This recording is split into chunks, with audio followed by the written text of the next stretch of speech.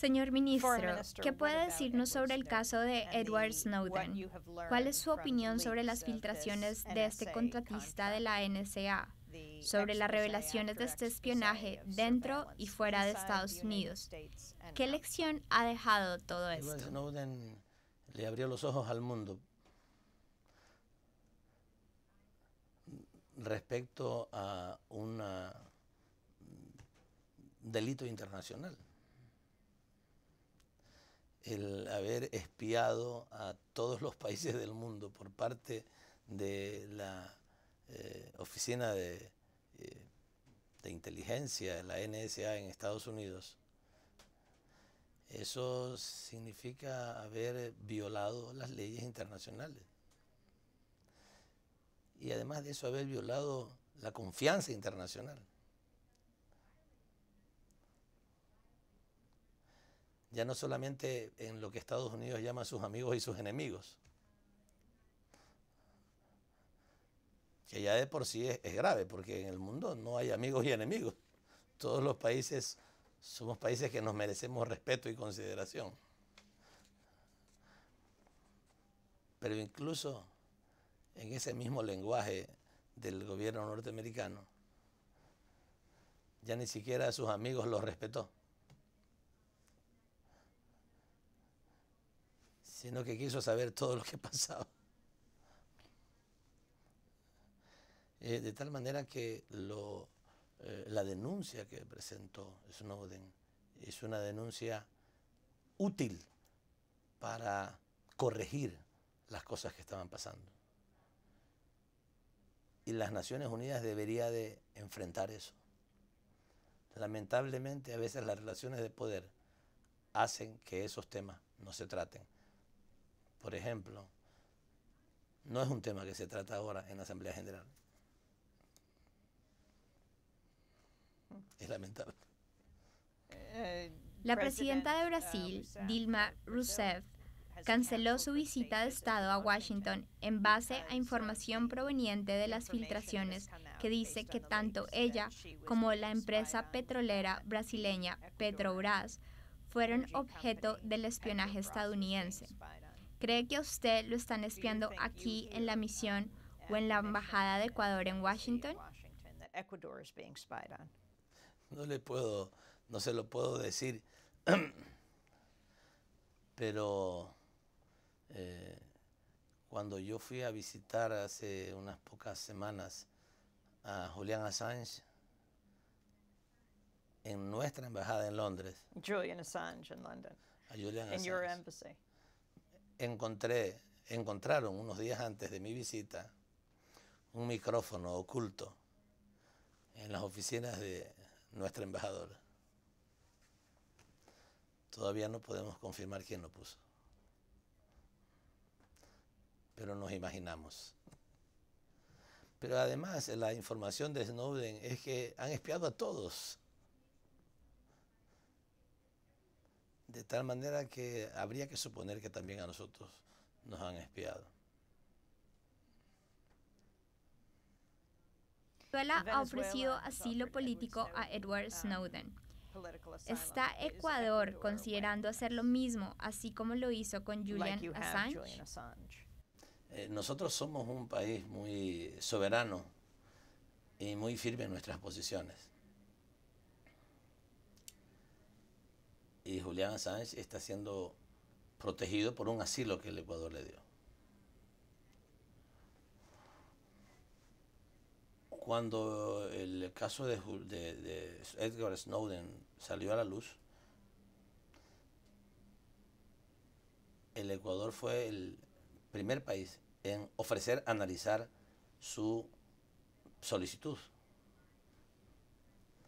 mientras muchos otros países rechazaron inmediatamente la solicitud. El Ecuador consideró que era conveniente no presentarse solo en esta pelea, porque es una situación muy difícil. El mundo, la correlación de política en el mundo es la que es. Y no podemos, digamos, podemos desatenderla. Por eso hablamos con los países del ALBA, les planteamos el tema de Snowden y les dijimos que creía que era importante que otros países también ofrecieran la posibilidad de un asilo.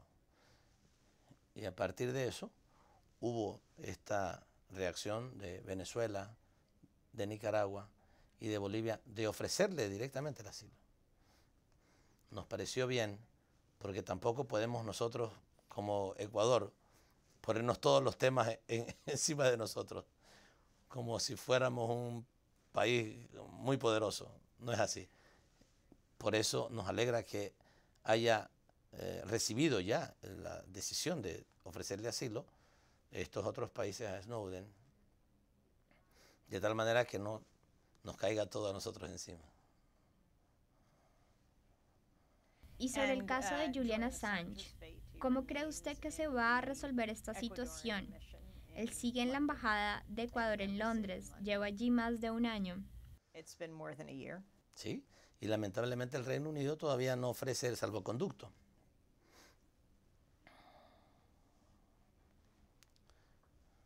He hablado en varias oportunidades con el señor William Hague y le hemos ofrecido incluso la información jurídica que no solo le permite, sino que le obligaría al Reino Unido a darle el salvoconducto. Pero todavía su respuesta sigue siendo negativa. Está en manos del Reino Unido la decisión. Nosotros nos sostenemos indeclinablemente en nuestra decisión de mantener el asilo.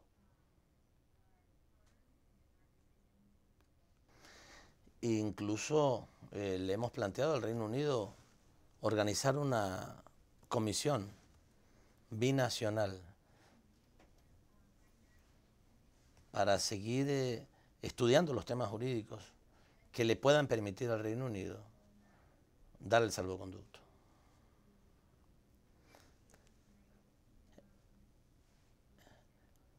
En los últimos días incluso hemos pensado que también Suecia podría participar en estas reuniones para que podamos encontrar una solución entre los tres países.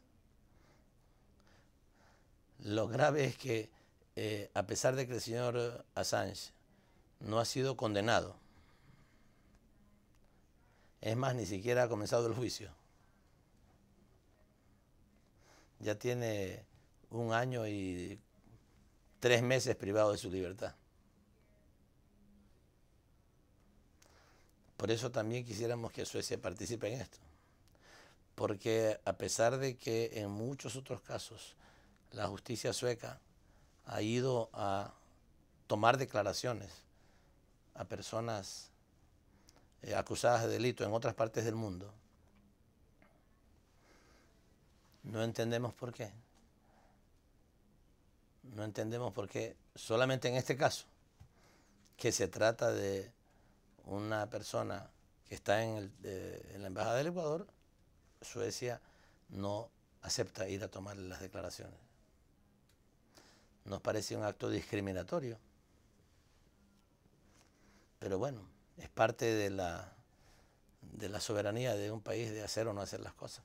Nosotros insistiremos en encontrar una salida política y diplomática. Así que usted está afirmando que le han ofrecido a Suecia la opción de ir a la Embajada del Ecuador en Londres, donde está Julian Assange, para que él pueda testificar. De hace 1 año lo hicimos. Y lamentablemente la respuesta ha sido negativa. ¿Accedería Julian Assange a ir a Suecia si se le garantiza que no será extraditado a Estados Unidos? Eso es lo que se planteó antes de darle el asilo político. Pero Suecia nunca ofreció esas garantías. Por tanto, ahora que ya tiene el asilo político,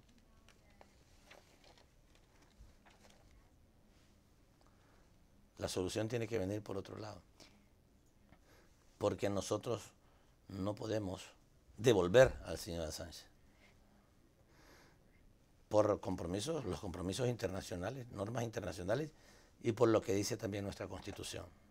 Ecuador has taken a very strong stand in supporting Julian Assange. Ecuador and ha all that tomado he has un done. rol WikiLeaks importante releasing apoyando a documents Julian on the Assange wars in y Afghanistan, todo lo que ha Iraq, hecho State con Department Wikileaks y la cables. publicación de documentos sobre las guerras de And Irak, freedom of Afganistán, press advocates así applaud como Ecuador all documentos del over. Departamento de But there's Estado. also grave concern Los about defensores de press la freedom libertad de in prensa han Ecuador, aplaudido a Ecuador, particularly the law pero that también was hay passed mucha recently. preocupación por la The libertad de Organic prensa Law en on Ecuador, Communication en that particular creates a por una state nueva ley watchdog, orgánica que crea un to regulate organismo newspaper and regulatorio para television content, observar a el move that critics contenido de call a periódicos blow to y freedom of de la the press. televisión. ¿Qué nos Could puede you decir sobre respond to esto? this? Sí, lo que pasa es que hay alguna incomprensión sobre el tema de la libertad de expresión. Hay quienes consideran que la libertad de expresión solamente debe referirse a la libertad de empresa que tienen algunos negocios, algunos grandes empresarios en nuestros países.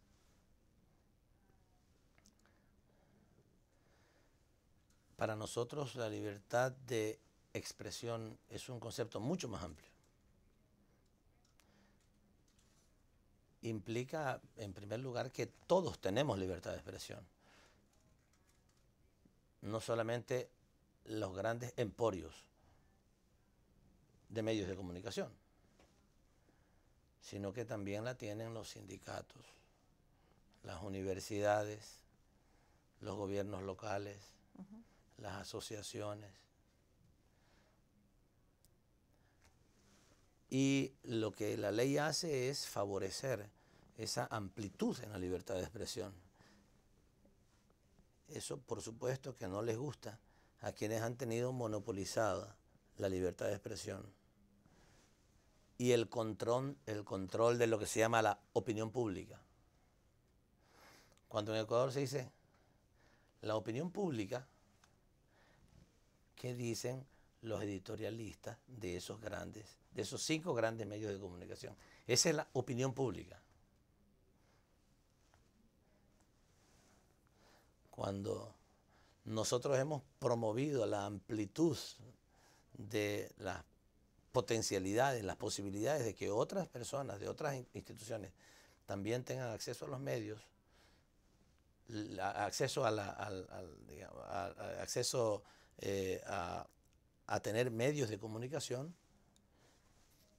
los que antes lo monopolizaban pegan un grito al cielo y dicen que es que nosotros queremos influir en esas instituciones, ¿ya? Y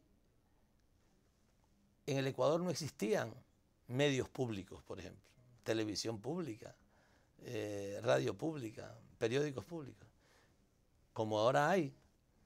Y eso permite contrastar las informaciones. Nos acusan permanentemente de que ¿por qué hay medios públicos? Eso es la libertad de expresión. Eso por un lado. Pero por el otro lado, además de que existe libertad de expresión, también existe el derecho a la información. Y los ciudadanos tienen derecho a recibir información lo más objetiva posible, verificada, con determinadas normas éticas.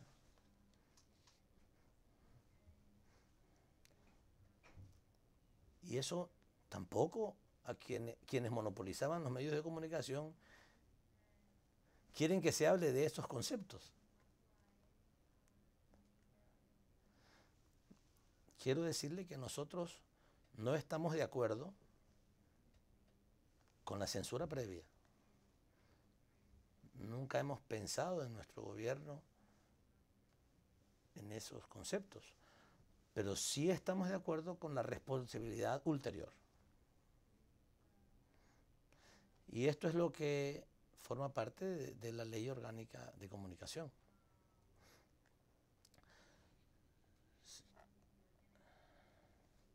Si una persona acusa a otra persona de un delito, si se hace una campaña mediática contra un ser humano, que en muchos casos la hacen casi todos los medios confabulados contra una persona, esa persona tiene derecho a la reparación, tiene derecho a que no se destruya su honra.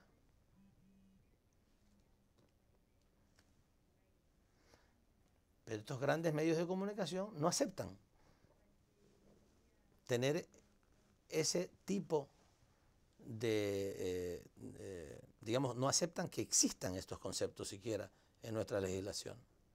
Y quieren impunemente destruir la honra de las personas como lo han hecho durante muchísimo tiempo. Quiero terminar solamente diciéndole algo muy importante. Uno de los hombres más importantes de la historia de nuestro país, Eloy Alfaro, un héroe de nuestro país, el líder de la revolución liberal a fines del siglo XIX y principios del siglo XX. Fue quemado y arrastrado en las calles de Quito por el poder de los grupos oligárquicos de aquella época y con el apoyo decidido y masivo de los medios de comunicación. Ya no estoy hablando solamente de la honra, estoy hablando incluso de la vida de alguna gente. Los medios de comunicación de aquella época, que todavía existen y que se dicen libres e independientes, llamaban a destruir a Eloy Alfaro, uno de los hombres más extraordinarios que ha tenido la historia de nuestro país. Y ahora lo hacen con Rafael Correa. La mayor parte de esos pocos medios de comunicación permanentemente están en una campaña de 6 años enteros, una campaña política. No están dando información, están haciendo una campaña política en contra del presidente Rafael Correa y de sus principales colaboradores. Nos destruyen a través de editoriales, a través de caricaturas, a través de información falsa. Y quieren seguir viviendo en la impunidad. Esto no es justo. Eso no es información. Eso es acción política y además irresponsable acción política. Nosotros lo que hacemos es contestarles con la verdad. Y eso es lo que no les gusta. Pero usted puede ir un día al Ecuador y se va a dar cuenta si no existe libertad de expresión. Foreign Minister Patiño, after college you went to Nicaragua. Ministro, luego de la universidad usted fue a Nicaragua, apoyó a los sandinistas y trabajó en la reforma agraria. ¿Usted siente que luego de 30 años las relaciones de Estados Unidos con Latinoamérica han mejorado? ¿Cuál es su opinión sobre el desempeño del presidente Obama? El gobierno de Estados Unidos fue responsable en el siglo pasado de muchos golpes de Estado, de muchas invasiones a nuestros países. Creo que los tiempos han cambiado y nos parece que es positivo que esa influencia ya no siga produciéndose. En ese sentido creo que hay una mejora en las relaciones, porque lo que pasó con Nicaragua fue terrible. Yo viví esos 2 primeros años de la revolución sandinista y miles de nicaragüenses fueron asesinados con el apoyo de los grupos de poder en Estados Unidos a los denominados contrarrevolucionarios en Nicaragua. Después de que el Frente Sandinista había liberado a Nicaragua de 50 años de dictadura somocista, de sangrienta dictadura somocista. Ciertamente que en este último periodo, en estos últimos 10 años, las cosas han cambiado. Creo, sin embargo, que las relaciones con los Estados Unidos todavía podrían mejorar muchísimo más. Si los Estados Unidos pudiera encontrar otra manera de relacionarse con América Latina y no entender a América Latina solamente como países que le puedan ayudar a evitar que el narcotráfico llegue a los Estados Unidos. Si pudiera entender que es bueno tener países que tengan altos niveles de desarrollo y que pudiéramos trabajar en conjunto en los intereses que Estados Unidos tiene, que pueden ser legítimos, pero no los intereses de las grandes potencias, de las grandes empresas, sino los intereses de la comunidad norteamericana, de la población norteamericana, no de la banca, de la comunidad norteamericana, y también los intereses de la comunidad de América Latina. Se puede trabajar muchísimo. Por ejemplo, en temas de desarrollo en la salud, Estados Unidos tiene niveles muy importantes de desarrollo en tecnología sanitaria. Podríamos trabajar en esos temas. Podríamos trabajar en los temas que tienen que ver con el desarrollo del talento humano, de la ciencia, de la tecnología, de la investigación de nuestros recursos naturales. Pero no solamente para enriquecer a las grandes empresas norteamericanas. Ese no debe ser el objetivo de un gobierno, sino para contribuir, para cooperar como países hermanos con nuestros países en la investigación y en el desarrollo tecnológico de esos recursos naturales que también le van a servir a la población norteamericana. Por ejemplo, para mejorar el cuidado de la salud.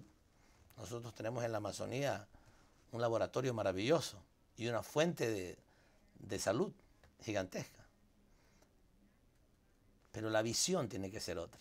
Si la visión es solamente tratar de acaparar eso para las grandes empresas farmacéuticas transnacionales, vamos a estar siempre en conflicto. Si la visión fuera distinta, podría ser extraordinaria la relación entre nuestros países, entre Estados Unidos y los países de América Latina. Pero para eso se requiere cambiar la visión. Y lamentablemente nosotros sentimos que esa visión no ha cambiado. Lamentablemente tenemos que decirlo. Y que esa relación sigue todavía sesgada o limitada por una visión del pasado. El presidente Correa visitó recientemente a Fidel Castro en Cuba y pasó varias horas con él. ¿Cuál es la influencia y significado de Fidel Castro en Latinoamérica? Y si pudiera terminar hablando sobre el legado del difunto presidente de Venezuela, Hugo Chávez. A ver, Fidel Castro es una figura internacional. Es un hombre que logró también liberar a su país de la dictadura de Batista. E inició la construcción de una sociedad en beneficio de todos los cubanos.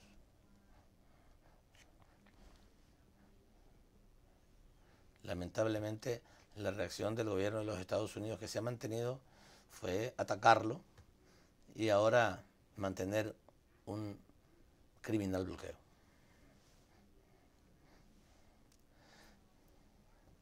Pero el gobierno cubano, a pesar de esos problemas, ha logrado defender la vida, la salud de su población. Y no solamente ha hecho eso, sino que también ha ofrecido su cooperación internacional. A pesar de sus limitaciones económicas, ha ofrecido su cooperación internacional a otros países. Lo ha hecho con nosotros. Yo tengo que decirlo con cierta preocupación. A nosotros nos hubiera encantado que Europa y que Estados Unidos ofreciera las miles de becas que Cuba le ofrece al Ecuador para formar a sus médicos. Tenemos 2.000 estudiantes becados por Cuba para ser médicos. Otros países ofrecen formar a nuestros militares solamente. Mire usted la diferente visión. Solamente para entrar a su pregunta, cuando usted dice cuál es la influencia de Fidel Castro, yo creo que es básicamente una influencia moral. Yo he participado en las conversaciones que el presidente Correa ha tenido con Fidel Castro. En la última estuve con él.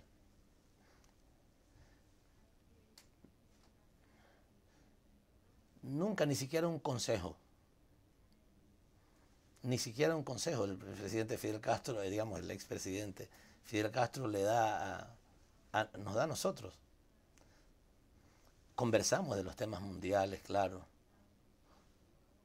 Conversamos de cómo lograr un mejor desarrollo, de cómo trabajar en los temas de salud, en la investigación sobre nuestros recursos naturales.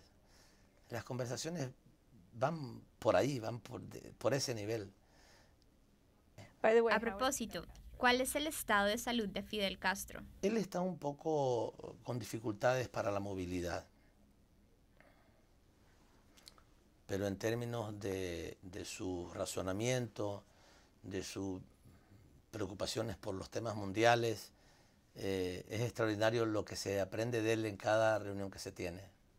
Tiene una memoria increíble y una capacidad de análisis de las cosas que pasan en el mundo, especialmente de proyección internacional. O sea, él siempre está 30, 50 años adelante.